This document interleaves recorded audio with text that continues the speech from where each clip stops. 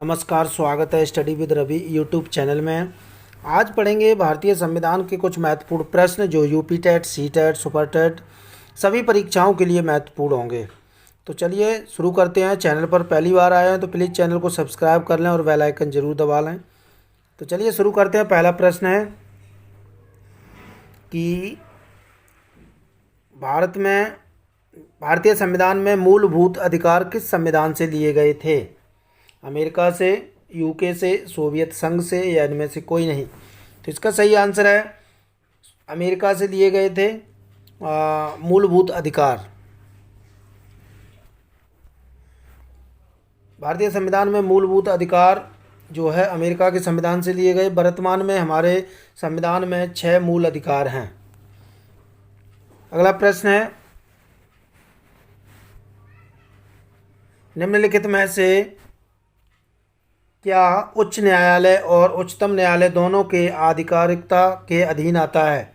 संविधान के उल्लंघन के विरुद्ध संरक्षण, या फिर केंद्र और राज्यों के बीच विवाद, या फिर राज्यों के बीच परस्पर विवाद, या फिर मूल अधिकारों का संरक्षण। तो इसका सही आंसर है जो उच्च न्यायालय और उच्चतम न्यायालय के अधीन आता है वो है मूल अधिकारों का संरक्षण। मूल अधिकारों का संरक्षण उच्च न्यायालय और उच्चतम न्यायालय दोनों के आधिकारिकता के अधीन आता है। अगला प्रश्न है, भारत में अंतःकालीन संसद में कितने सदस्य थे? 296, या फिर 313, या 318, या फिर 316। इसका सही आंसर है भारत में जो अंतःकालीन संसद में जो सदस्य थे वो थे 296। अगला प्रश्न है, प्रथम केंद्रीय विधानसभा का गठन कब किया गया था?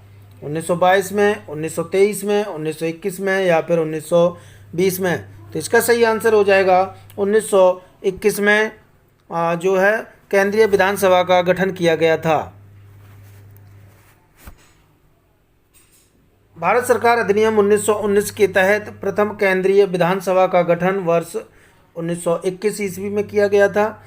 इसके प्रथम अध्यक्ष फ्रेडरिक वाइट 1921 से 1925 थे। इनका कार्यकाल था 1921 से लेकर 1925 तक। और जबकि दूसरे अध्यक्ष थे स्वराज पार्टी के विट्ठल भाई पटेल। इनका कार्यकाल था 24 अगस्त 1925 से और अप्रैल 1930 तक। अगला प्रश्न है कि भारतीय संविधान सभा किसके कहने पर बनाई गई थी? बेवल प्लान के, क्रिप्स मिशन के, या फिर ऑगस्ट ऑफर के, या फिर कैबिनेट मिशन के। तो इसका सही आंसर है कैबिनेट मिशन के कहने पर भारतीय संविधान सभा का गठन किया गया था। और भारतीय संविधान सभा का गठन कैबिनेट मिशन योजना के सुझाए गए प्रस्ताव के वर्ष 1946 में किया गया था। और संविधान सभा का गठन संविधान के निर्माण के लिए किया गया था। अगला प्रश्न है कि निम्नलिखित में से किस अधिनियम में नियंत्रक महालेखा परीक्षक नामक पद का सुझाव दिया गया? 1909 अधिनियम, या फिर 1919 का अधिनियम, या 1935 का अधिनियम, या 1947 का अधिनियम।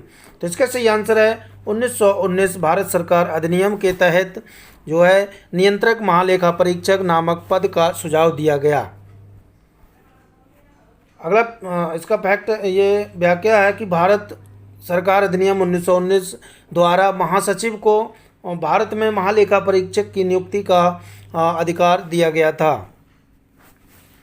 अगला प्रश्न है कि भारत की संविधान सभा का अध्यक्ष कौन था? डॉक्टर भीमराव अंबेडकर, डॉक्टर राजेंद्र प्रसाद, या फिर डॉक्टर BN राव, या पंडित जवाहरलाल नेहरू। तो इसका सही आंसर है भारतीय संविधान सभा का अध्यक्ष थे जो डॉक्टर राजेंद्र प्रसाद। डॉक्टर राजेंद्र प्रसाद 9 दिसंबर 1946 को भारतीय संविधान सभा द्वारा सच्चिदानंद सिन्हा को अस्थायी सदस्य चुना गया था। जबकि 11 दिसंबर 1946 को डॉक्टर राजेंद्र प्रसाद जो थे संविधान सभा के स्थायी सदस्य के रूप में निर्वाचित हुए थे। बाद में डॉक्टर राजेंद्र प्रसाद भारत के प्रथम राष्ट्रपति बने थे। अगला प्रश्न है कि निम्नलिखित में भारतीय संविधान सभा का अध्यक्ष कौन था? Doctor Rajendra Prasad, Jawaharlal Nehru, M.A. जिन्ना या फिर लाल बहादुर शास्त्री। तो इसका सही आंसर है डॉक्टर राजेंद्र प्रसाद। अगला प्रश्न है,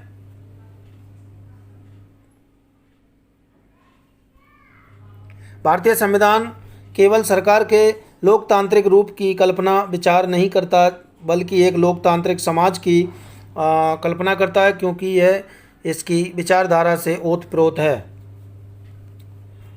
न्याय, स्वतंत्रता, समानता, भाईचारा। तो इसका सही आंसर हो जाएगा, पहले नंबर पर आएगा न्याय, दूसरे पर स्वतंत्रता, तीसरे पर जो है समानता और फिर चौथे पर भाईचारा। तो इसका सही आंसर हो जाएगा डी। भारतीय संविधान की प्रस्तावना केवल सरकार केंद्र सरकार के लोकतांत्रिक रूप की ही कल्पना विचार नहीं करती बल्कि एक लोकतांत्रिक समाज की भी कल्पना करती है, क्योंकि यह न्याय, स्वतंत्रता, समानता, भाईचारा की विचारधारा से ओतप्रोत है। अगला प्रश्न है,